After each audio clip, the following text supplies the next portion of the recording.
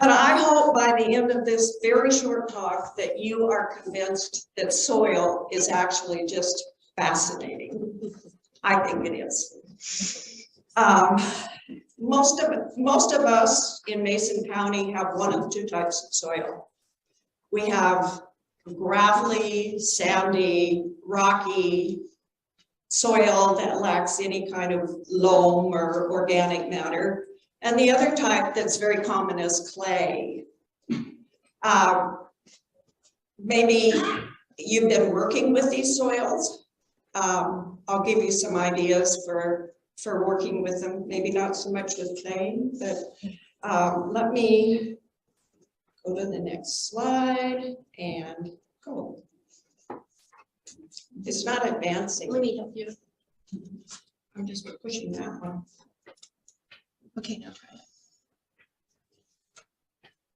Now it's black. Oh, no.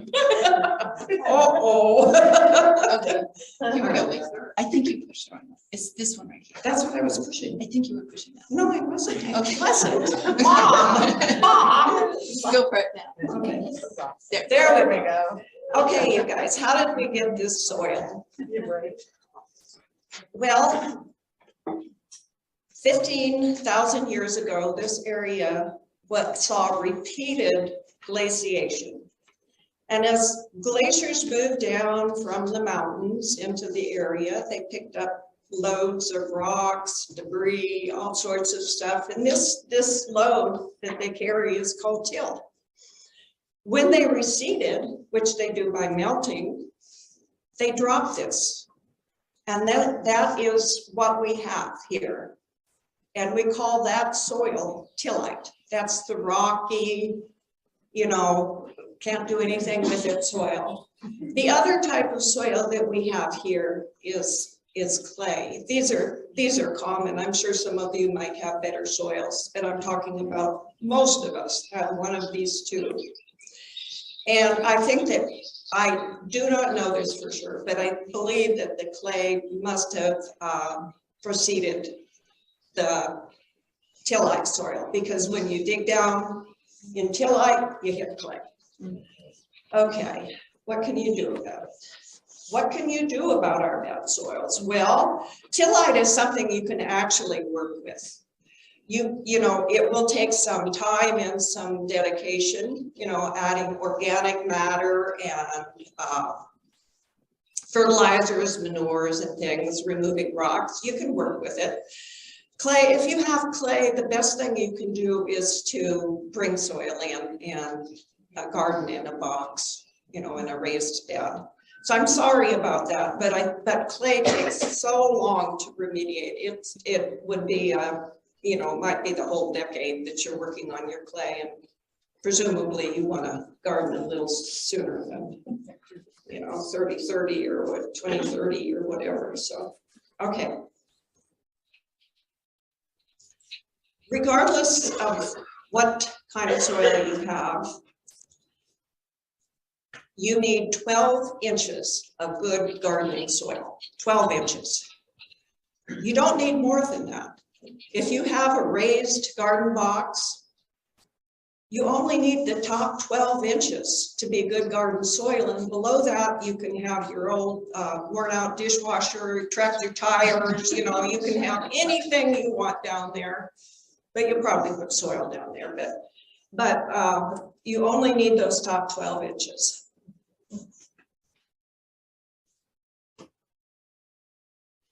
Here's an interesting chart, and maybe something that you're not aware of. As you can see on the right side, this is the makeup of soil. And as you can see on the right side, you can see that it's 45% minerals. This is probably what we think of as soil, as the minerals. 5% organic matter. Am I still on? This came off. I can just hold it. Was I doing too much gesturing? In your All right. Oops, we want to go back. The makeup of soil. Okay, 45% minerals, 5% organic matter. But look at the other side, 25% air, 25% water. Those are as important to the soil as the minerals.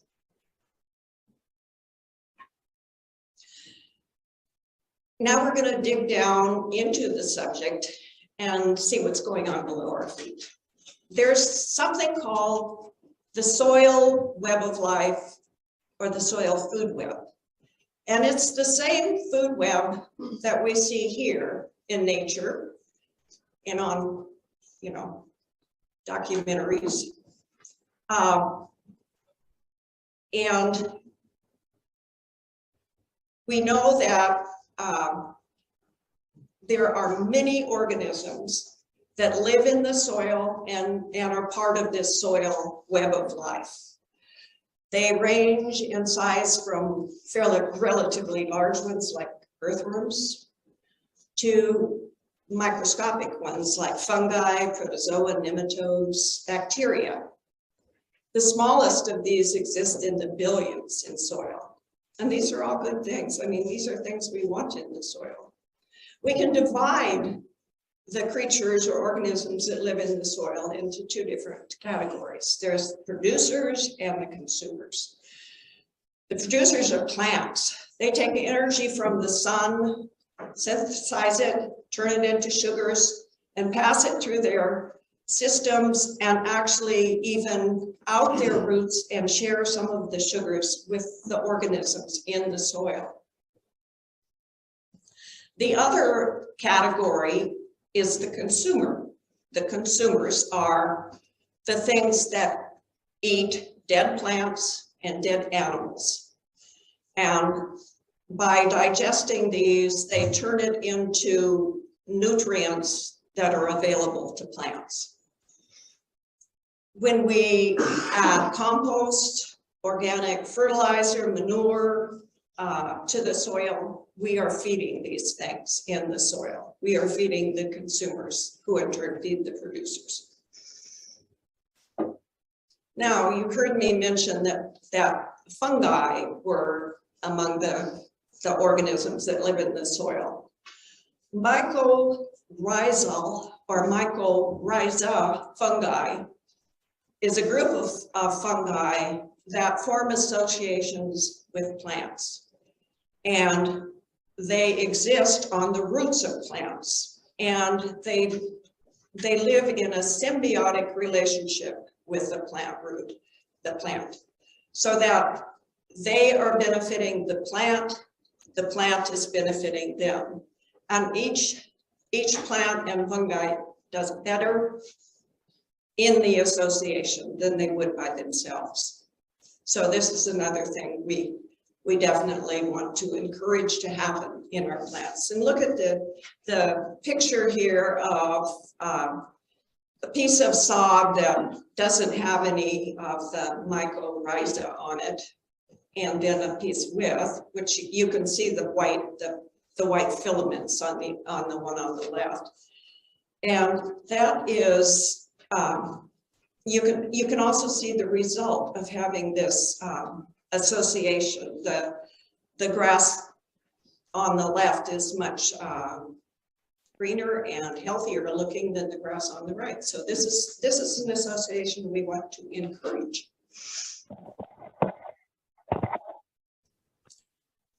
You might have noticed that we live in a rainy climate.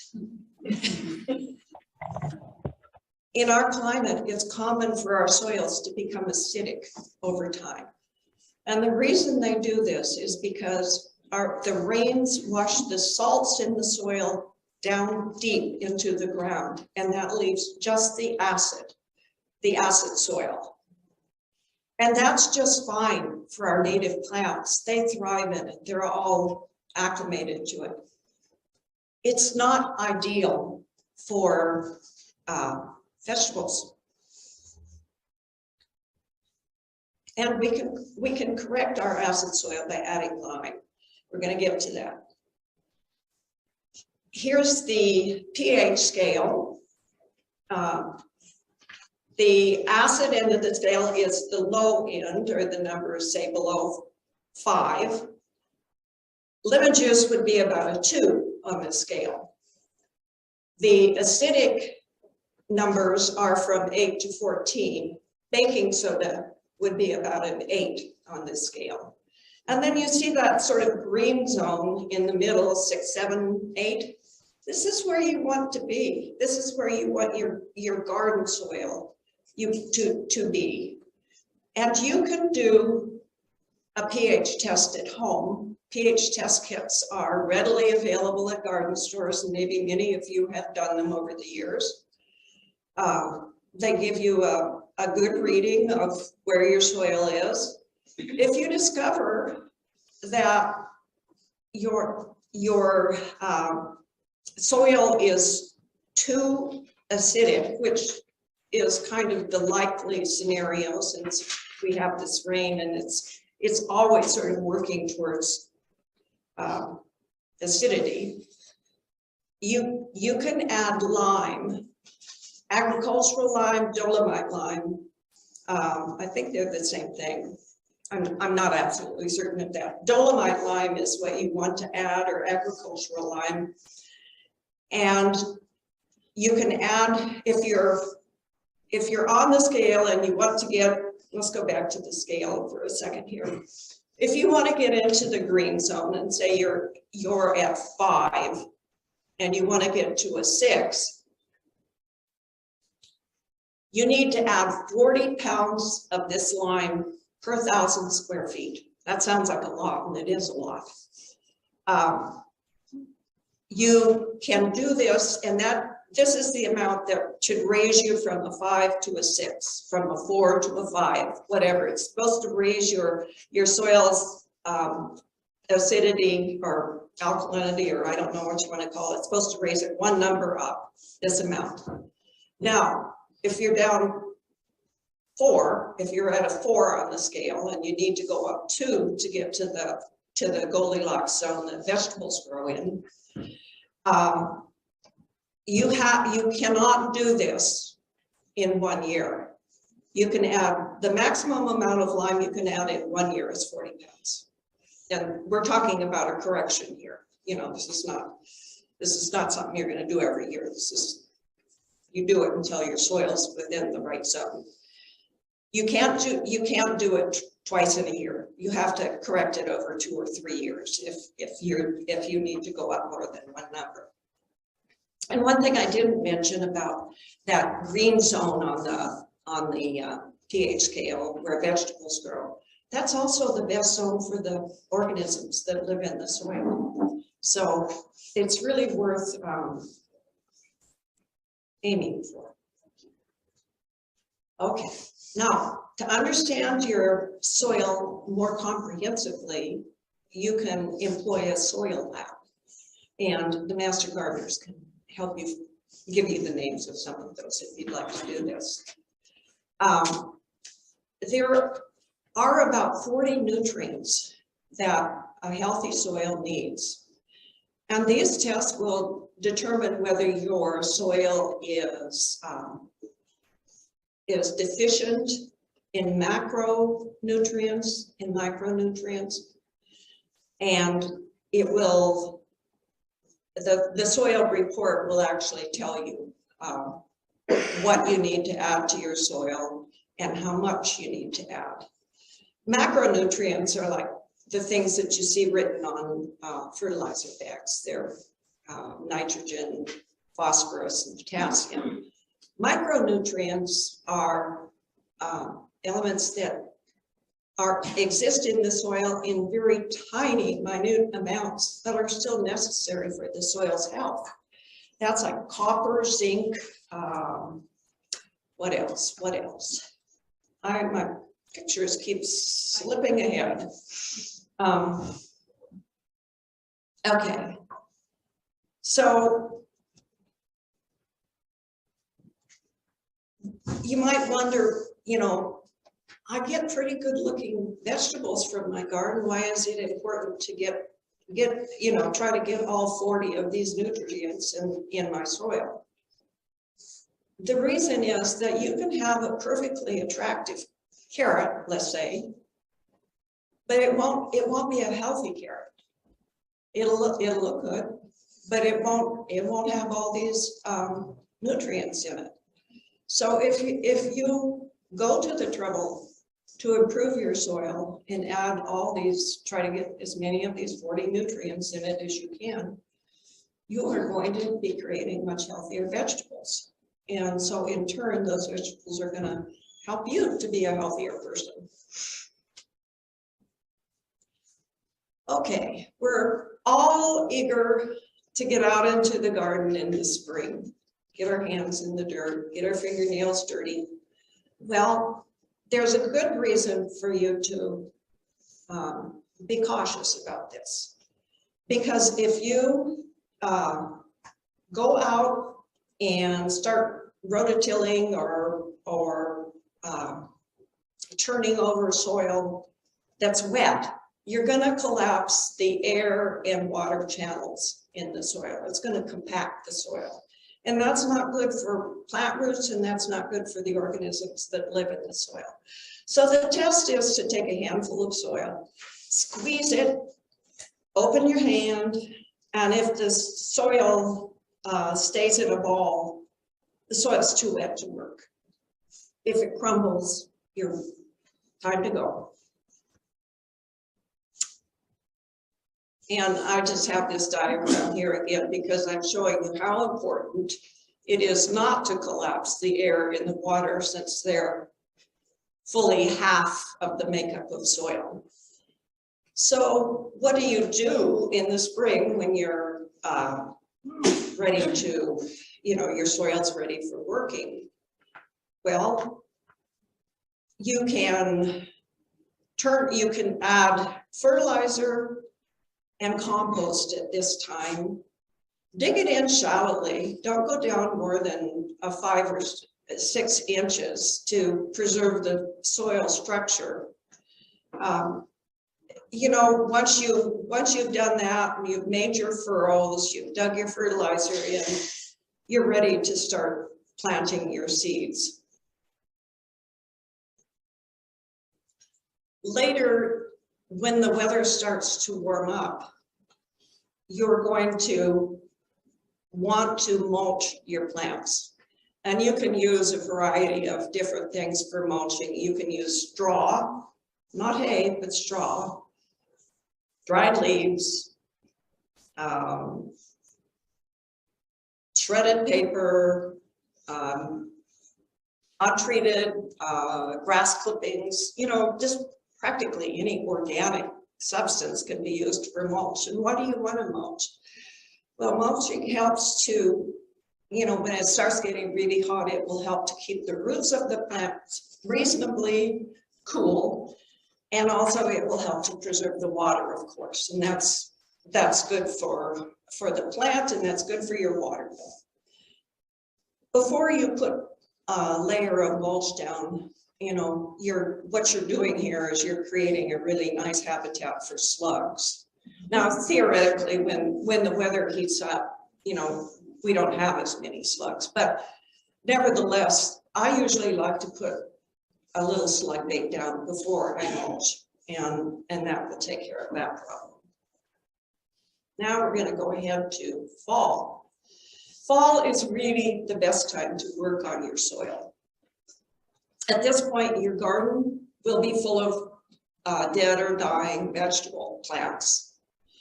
You can cut these off at ground level, but leave the roots in the ground to decompose over the winter. Also because they probably have this mycorrhizal association, and you want to preserve that. So leave them in the ground. This is the time of year, this is the best time to add lime to your soil. Now, we talked about dolomite lime a minute ago and making a huge correction. Now, as we're assuming that your soil is within the green growing zone, the amount of lime you need to add is just a sprinkling, just a dusting of lime every 3 years. That's all it takes to keep your soil from being overly acidic. Fall is also the time. Oh, and I wanted to tell you that about adding lime to soil. Lime takes a period of time to become available to plants. It isn't immediately available. It takes some months before the lime can actually be taken up by the plant. So if you put it on in the fall, by spring, the plants will be able to use that lime.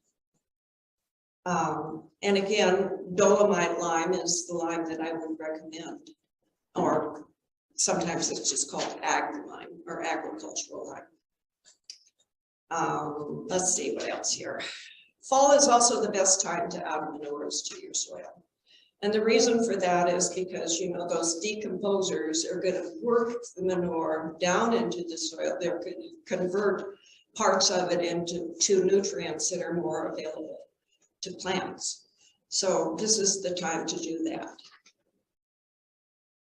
And I would say that if when you're in the fall, you may have beds of carrots or kale or things that are not, you know, you're planning on holding on to them all winter long. You just go ahead and do the rows that are available to treat, and the plants that you're going to leave in the ground, I would certainly put straw or some kind of mulch all around them to protect them. Okay, cover crop. You can plant a live cover crop, or you can simply cover your soil at the end of the season with straw. Do something to protect it. Cover crops are the very best way to go. Cover crops provide wonderful protection, and also cover crops, the cover crops that I have shown here, the crimson clover, winter peas, fava beans, and vetch are all what's called nitrogen fixers. Let's go to the next slide. This is nitrogen on the roots of a plant. What the plant does is it takes nitrogen out of the air and converts it into a form that plants can use, and then it stores it on the roots of the plant. So if you're, we'll go back. So if you're going to use one of these 4 living cover crops, you're going to get the benefit of the nitrogen in the soil. So you're definitely in the spring going to want to leave those roots in the ground. And of course, you can always just cover your soils with straw or leaves or any organic matter that suits you. Okay. If you do decide to plant a cover crop, you have to remember to do it while the temperatures are warm enough for germination for the different crops. And you can see here on the slide that it doesn't, you know, the temperature doesn't have to be very warm, but it does have to be warm enough for them to germinate. We had an experience at Catalyst. We had a weird year this year in the garden because we really had summer until the middle of October. And then poof, it was winter. And there was no time for our cover crop to germinate. So we really didn't get anything. And that can happen. But at any rate, these are the temperatures that are best for each of the types of cover crops there. And I am done, but I really would encourage you to watch these YouTubes on soil because it's absolutely fascinating. And I hope I've convinced you that soil is really interesting.